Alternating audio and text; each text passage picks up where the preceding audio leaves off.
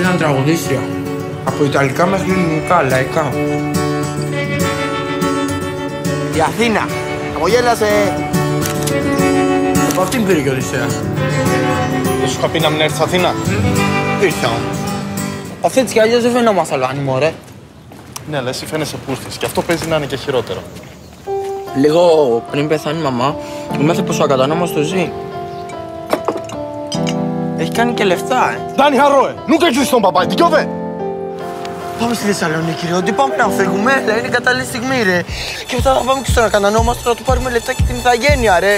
Μαλάκα, ρουμόρε. Πού το έχεις, ρε!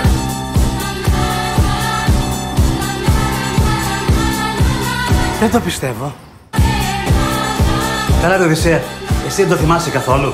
Εγώ το θυμάμαι λίγο. Πώς να λέω τα 2 χρόνια στις 100.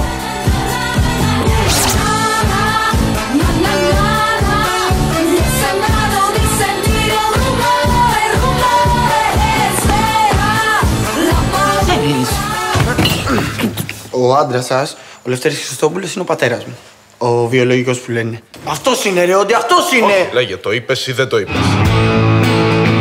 Λέγε το είπες γιατί εγώ περίμενα. Μίλα! Μίλα ρε μαλάκα, μίλα!